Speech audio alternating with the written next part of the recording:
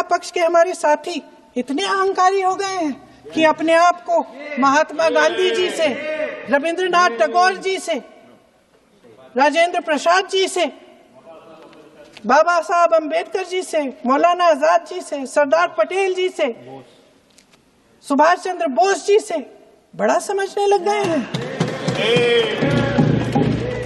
मोदी जी का अपने भाषण में ये कहना कि राष्ट्रगीत को एक विभाजनकारी सोच द्वारा काटा गया, उन सब महापुरुषों का अपमान है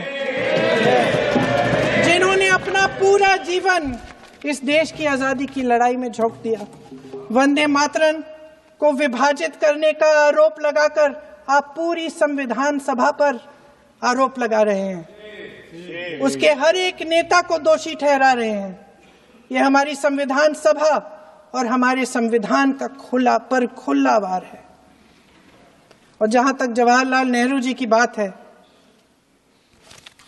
जितनी देर हमारे प्रधानमंत्री देश के प्रधानमंत्री रहे हैं, 12 साल हो गए हैं, लगभग उतने ही सालों के लिए जवाहरलाल नेहरू जी जेल में रहे। किस लिए? इस देश की आजादी के लिए। उसके बाद 17 साल के लिए प्रधानमंत्री रहे। आप बड़ी आलोचना करते हैं इनकी, लेकिन अगर इन्होंने इसरो नहीं बनाया होता तो आज आपका मंगलयान नहीं होता। अगर DRDO नहीं बनाया होता तो तेजस नहीं बनता। अगर IIT और IIM नहीं बनाए होते तो हम आज IT में आगे नहीं होते। अगर एम्स नहीं बनाया होता तो हम कोरोना की जब बड़ी चुनौती का सामना कैसे करते? हाँ,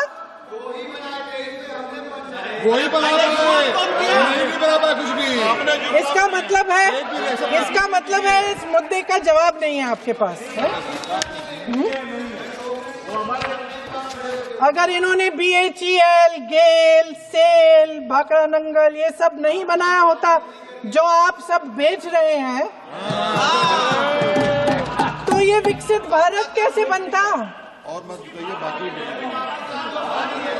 पंडित जवाहरलाल नेहरू इस देश के लिए जिए।